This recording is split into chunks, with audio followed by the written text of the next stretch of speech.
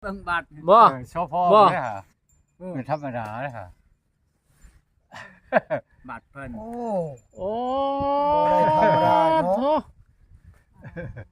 มันเป็นวันสิตัวบ้านตัวเมืองบ่ปกชัดชื่อโลด โอ้โธ่ บาดลงน้อยหันไปตึกที่ดง โอ้ มอง พ่อใหญ่เรามีฮอตบัสนะทุกคนเอ้ย ว้าว เราเป็นทหารตะกี้เราเป็นคนธรรมดา โอ้ทหารเก่าตัวนี่ เออเนี่ยได้คอยก็อยู่ในสวรรค์นี่แหล้ว โอ้โต มันคนธรรมดาไหน โอ้สิได้เว้าง่ายๆไม่ใช่เหี่ยวสิได้ผู้บ่าวทหารทหารเก่าโอ้ หัวหน้าบัวหัวหน้าจอมหัวหน้าชัย ปู้วิ เราเป็นคนธรรม นี่จะ ดา พูด อันนั้นธรรมดาเด้ทุว้าโธ่พ่อใหญ่เป็นหัวหน้าทหารป้าโธ่แล้วในห้อยผู้ใดในห้อยเก่าได้เลยนะ เออ บ่แม่นในห้อยสิงไหน บ่ได้ธรรมดาเนาะ ป้าโธ่แสดงว่า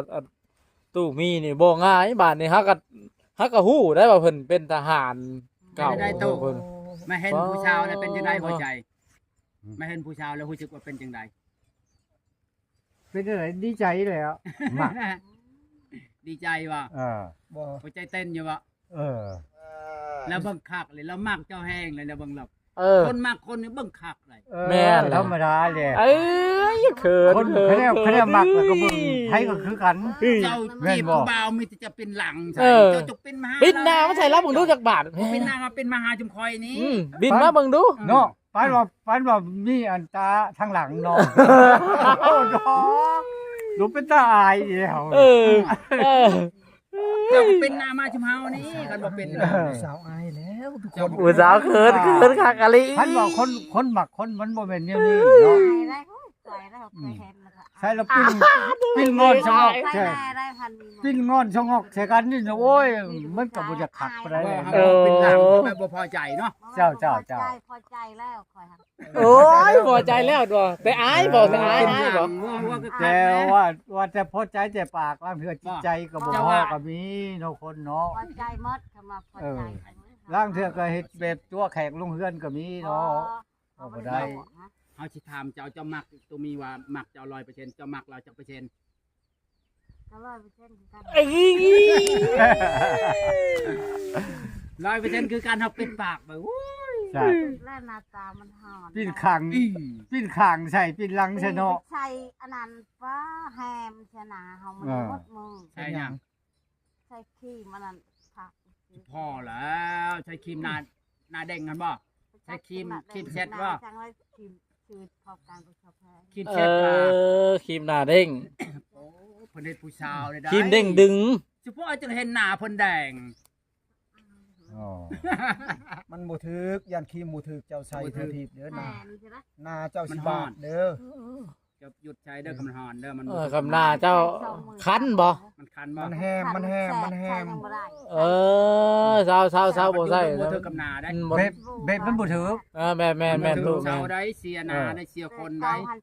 โอ้แล้วก็เป็นบาทเป็นจุ่มไปเลยเลยค่ะ แดงคุณ มันบ่เธอเปิดโดให้จะเบิ่งเนี่ยมัน เป็นกระตูดกระเจ้าไปเลยหน้าตากันนะ เฉพาะเฮาเห็นเจ้าใส่มันหน้าแดงมันนี่บ่ได้ใส่ ค่อย นี่ มา ใช่ เบิ่ง วะ ค่อยมามื้อนี้แปลกเขาว่านาเอื้อยเหี่ยวนี่คือว่า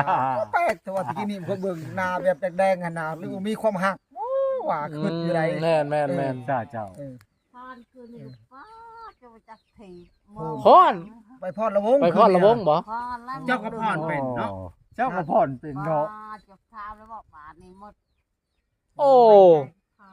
บ่ฮู้ว่าลาวนี่เป็นแดนเซอร์เก่าได้พ่อนี่ เชื่อเป็นได้พ่อใหญ่มีพรเป็นอยู่ งานแต่ง บ่พ่อใหญ่มี เจ้าขอโยพร เจ้าก็พอนเป็นอยู่บ่ พ่อนอยู่ พอนอยู่ พ่อนอยู่ มักบ่ว่ามักพรอยู่บ่ สารวัตรเกี่ยว เจ้ามักพอนอยู่บ่ บักพ่อนอยู่คัน มีงานบนงานดอง เป็นงานบุญงานดอง ไปคอวานนี่แต่งเลย อ๋อ 30 ล้านคำบาทนะ โอ้ ชะโมกหันบ้านโนนใหญ่ ผู้บ่าว โอ้ ทา ได้ไปขอ แม่ อันบน ซ้ำตู้เฮานี่บ่ จักปีอันผู้เมียนี่ผู้หญิงอ่ะจักปี ผู้หญิง ผู้ จะ ยิ่ เป็ ง น หันระวังเช้าปลายปีนี่แหละ ทราบปลายปี คนยังนั้น ผู้ชายเด้อจ้ะ คนยัง แม่ หนุ่ม ห้างนี่แล้ว แสดงว่า สาวไปห้าง ได้เมียเด็กน้อย แม่ โอ้ เออ พอเรา หมัก เท่านะจักปีอันผัวน่ะ โอ้ย ก็หลายแล้วชาวอีพอจะคอยนั่นเนาะ นี่สับตู้หัวนี่ ซ้ำบ่ตู้นี่นะ ซ้ำนี่แหละฮะแล้วคนที่อ้วนๆนะ อ้วน คนอ้วนแน่คนโตอวบๆใหญ่ พอเรา ๆ จะ โอ้ แต่ง แสดงว่าเรา30ล้านเราก็บ่โตแล้วเนาะเราได้เมียน้อยเนาะเมียเด็กเนาะ เป็นนอนกับถอกมด คำก็มาซบให้เลยแมันบ่ บาทเดียว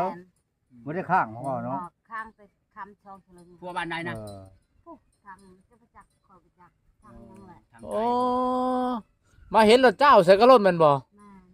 เจ้าเลยจังสิเป็นคือกันกับบ่จักคันเราหมักเนี่ย ก็มักแล้วก็มาข้อคุณเจ้าตายเล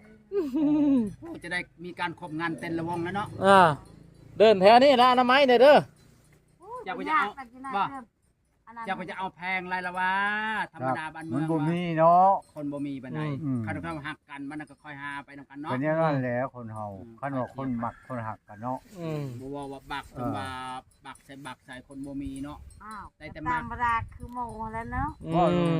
ธรรมดา ว่าหมูกับ เพราะเราอยากกินข้าวคำเดียวมันบ่อิ่มแน่ ก็ล เนาะ ดก็ลดแน่เนาะเอ้ยคนมันบ่มีเนาะ คันว่าคนมักกันเนาะ บ่ ถ้าคนมักหาแล้วได้ โต หาอยู่ใช้ มักกันนั่นว่าอันไหนมักเป็นบ่แม่ตู้นี่มักแฮกมักบ่ มัก เจ้า เลยบ่ มัก ถามมาดูถามกันเบิ่งดูถามกันดูถามมาดูจะมักข่อยจะบ่ถามดู ถามขาดอง ถามเบิ่งดู ขาดอง ขาดองหลายปานใดขาดองนะ ว่าหัน ยังบ่ฮู้ ยัง แพ บ่ งแล้วเนาะ แพง แพงเท่าใดบ่ได้ ไป30ล้านคือบ่ แพงน่ะเท่าใดอันแพงน่ะ 30ล้าน 30 ล้าน 30ล้านได้ตู้ 30ล้านบ่ได้มีหมูมีควายบ่ โอ้มีแล้วควายมัวนะจะก็ว่าเอาแล้วเนาะว่าแล้วว่า ป้า มียังแน่ถามดูสัตว์ชาวบ้าน ค่าดอง30ล้านตู้จนง่ายหลัง ซ้ำผู้สาวซ้ำน้อยเด้อผู้ใหญ่เอ้ยซ้ำสาวซ้ำน้อย ถ้าว่าคือพันบ่มีกับคอน้ำกะ ได้ ละเดียวมาเท่านั้น รุดน้อยเดียวยังเหลือ5ล้านนั่นเลยแม่น บ่แล้ว ทับจะครึ่งหนึงว่าง่ายเนาะ เงินน้อยเดียวเพราะว่าเนาะเดี๋ยวกันยังเหลือ5ล้านจาก30 คันคนมักคนเนาะ อันนี้คนอยากได้ ว่าไปนี่แหละ อยากได้เงินเนาะเนาะ บ่ยังบ่ บ่อยากได้คน บ่ซื่อๆ ตกลงกันก่อนอันนี้เว่าเป็นข้าวว่าจะซื้อเนาะ นี่นั่นแหละ ก็เรามากันแต่ว่าบ่พกกีบเทบจักอันนี้ฮะจะเฮ็ดแต่ฮีดแต่คล้องเจอกันแล้ว นี่นั่นแหละ ซ้ำ เนี่ยว่าเจ้าก็บ่มีข่อยก็บ่มีเนาะ แม่นละต่างคนต่างบ่มีแหละ ญาติหากัน อยู่ญาติหากัน เนาะ แม่น หัดเข่งวิ่งเต็มอยู่มันก็ ข่อยก็ยอมกว่าแล้ว ได้แต่คนหักไปนะ ทั้งมักนะโอ้เต็มร้อยพุ่นแหล้ว ถามผู้สาวดูผู้สาวมักบ่ถามมึงดูเจ้าถามมึง ถามมาดูผู้สาวมักเขาจะบอก บ่ผู้สาวกับเจ้ากะว่า เอาได้บ่ เอาได้บ่ข่อยนี่ ได้ เอาเล ได้ ย เรา ได้มารอลุ้นกันทุกคนรอลุ้นกันว่าสิเป็นยังไงได้อีหลีเป็นบ่นี่ฮะ เอาได้แล้วเขามาขอมาต่อเนาะ เอาได้เขามาขอมาแต่ง ไปสิเอาละล่ะไผสิเอาละล่ะ ก็ธรรมดาแหละ เฮ็ดตามประเพณีฮิตของประเพณี ตามฮีดตามคลองเขาแหละตามประเพณีบ้านเมือง แหละ เนา เนาะ ลดให้กันแน่ บ่มีไผดอกเอาละล่ะเนาะ โดยแมนตู้แมน มีแม่เนาะ บ่มีไผดอกบ้านเมืองเพิ่นก็บ่จักแล้วให้บ้านเมืองเพิ่นฮู้จักนำกันยังไข่ได้ ให้บ้านเมืองคนหับคนหู้น้ำเนาะเห็นไรเขาเอากันแล้วก็ได้ น้อยหรือหลายก็ได้แม่นบ่ แมน ก็ยังไข่ได้อันนั้นที่เป็นคนยังได้คนอันนั้นจะได้เงิน บ่ลดกันคือจะได้เงินบ่แม่นจะได้คนบ่ ได้กัน จะได้คนต้องลดให้เนาะ เจ้า แม่น สักโมงเลยอันนี้หมกทั่วก็มีหักติดบ่ได้ เป็นหมากแล้วบ่ หลานปลูกนี่ อันเอื้อเหี่ยว เดือนหากับพ่อมกระจอ เอื้อเหี่ยวหั่นนั่นพบกับตู้พายหั่นบ่อายมื้อนี้มาพบกับตู้มีมื้อนี้อายเว้ยแบบปิ้นหน้าออกนอกทุกคนเลย เนาะ แบบหน้าแดง บ่แล้วกับอัน เออ อันนั้นตู้ผ้าจักว่าหันหน้าใส่กันแน่ก็บ่จักแล้ว โอ้ยเฮา ญาติอันนี้ย่านตัวแขกลงเฮือนนี่คือบ่จักดอก ตัวแคนลงเฮือนนี่ชื่อ คันเอาพอเอาแล้วเอา พอเอาแล้วเอาเนาะ นะ เสียว่าจังไดตู้ผู้สาวมักได บ่มักก็เอาแล้ว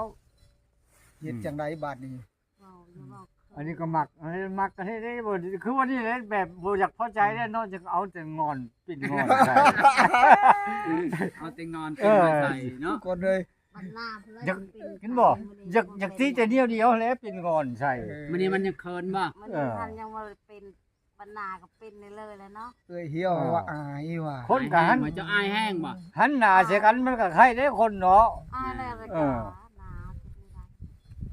เราไม่ได้อายนะเราเป็นลูกผู้ชายเจ้า ฮะ เจ้าโมแต่อายมันนี่เจ้าโมมีผัวจากเธอครับ อุ๊ยไปบ่ได้อายนะไปคนนะ ไปใช่ ไปดีเมา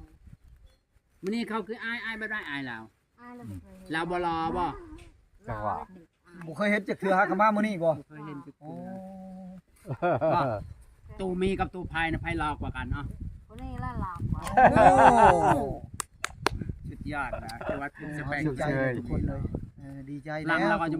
หลังเราจะ ถูกยายเฮาอันนั้นพวกกันลาเขาบ่มา หัวกะลาด แม่ โอ้ย อันนี้ไม่ได้ลานบ่เนี่ย บ่ ถ้า